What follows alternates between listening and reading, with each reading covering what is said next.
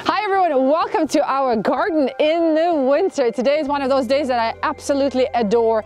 It's snowy, it's mild, and it's sunny, and there are tons of birds on my bird feeders. Today, let's talk about bird feeders and house sparrows. I've never really had to deal with them. We don't have as many of them here, but over the years we have collected some tips and tricks from customers from all over United States and Canada, so I thought I would share them with you if your house sparrows are emptying your bird feeders and bullying all the other birds. So if you have a nut feeder, all you have to do is tie a bunch of zip ties around the feeding area. I think you can do the same with your suet feeder. You might have to add several layers of zip ties. And if you have seed feeders, apparently house sparrows don't like anything shiny, so you can deter them with a bunch of washers. All you have to do is get some fishing line and then attach those washers with a fishing line to any of the perches that you have. Jeff, who sent me this picture, says that it really stopped house sparrows from visiting his feeder. You might have to play with the length of the fishing line because in different areas it worked differently. So all you need to deter your house sparrows is a bunch of zip ties, washers, and fishing line. Dale Knapp in Michigan has been feeding birds for decades, but recently he's noticed that his finches prefer sunflower hearts to Niger seeds, so he's wondering why. Hi Dale. Interesting observations about your backyard American goldfinch populations. But let's deal with the easy part of your query first. You're absolutely correct in your observation that American goldfinches prefer sunflower hearts over Niger seed. For decades, most folks offered the Niger seed to goldfinches, but in more recent years, sunflower hearts have become a more popular feeder food for not just them, but several other backyard bird species. While it's impossible for me to comment on the actual taste of the two food items, it may well be that the finches get a bigger bang for their buck nutritionally from the sunflower hearts than the tiny Niger seeds.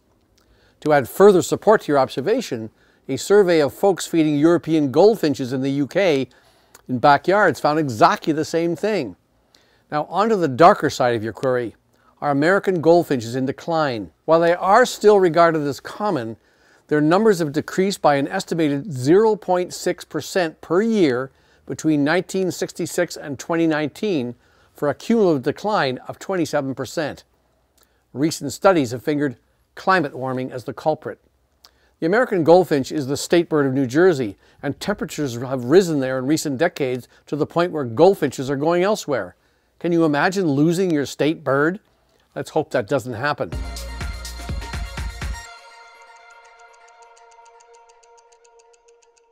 As we head into the coldest part of the winter, here are a couple of tips on how to reduce your impact on the planet. First, thermostats. Please remember to turn them down in the rooms that you don't use or when you go to sleep. And if you have a ceiling fan, try running it in reverse so it sucks up warm air and then spreads it out across the room, and that will also give your heaters a break. And Christmas lights. I've noticed that there are still lots of people who have them on, especially during the night. Please turn them off because they do disturb birds at night and any other wildlife in your neighborhood. And if you're in the south, some birds have already started to migrate. And when do most birds migrate? At night, of course. What would our world be like if we were to lose the ostrich, the world's largest bird, or the hummingbirds, the world's smallest birds, or perhaps even the vultures? In other words, the species with the most unique features, both morphologically and ecologically.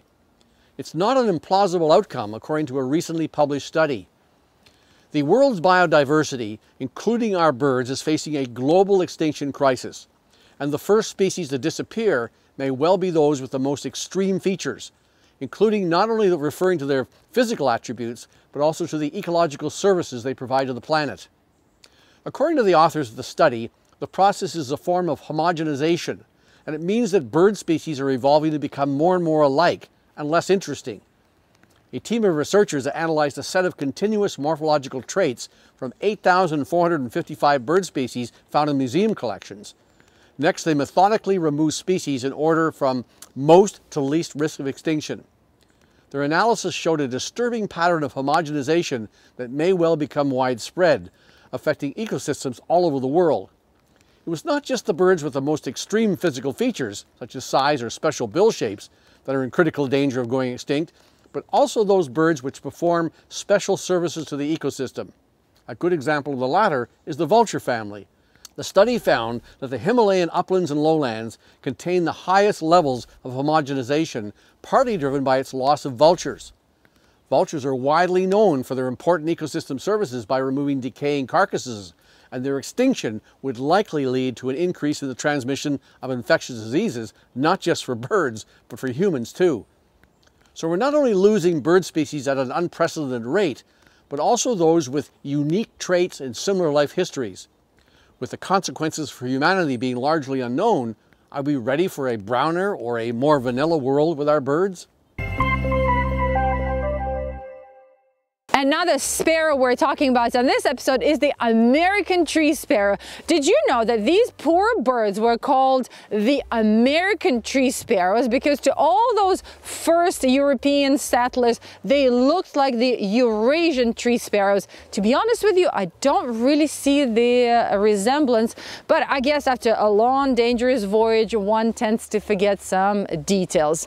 In the winter, they're pretty much found everywhere in the United States and Canada. In my backyard, they show up kind of sporadically. Some winters I see them all the time, other winters not so much. And because I don't see them that frequently, it took me a while to remember or to figure out some features to distinguish them from other sparrows. But now I have two. So the first one is their beaks. They have bicolored beaks. The bottom is yellow and the top one is kind of a grayish, darkish.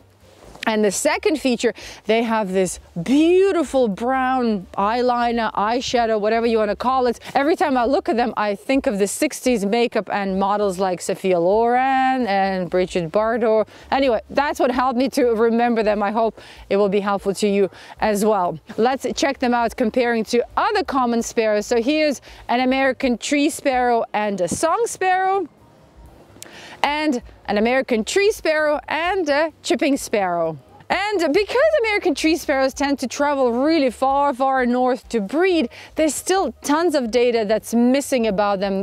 We know that they travel at night, they migrate at night like other songbirds. They have one brood per season. They love seeds, and especially in the winter, they'll come happily to your backyards. They're ground foragers, but I have seen them many times at my regular tube feeders. So if you want to see, remember, photograph American tree sparrows, or the little brown things as many people call them, now is the time of the year to do so. All right, everyone, time to say goodbye. My feet are completely frozen right now, and I see squirrels in the back there making all sorts of noises and dancing or doing something, so I'm gonna go check it out. Take care, everyone. I'll catch you in 2 weeks.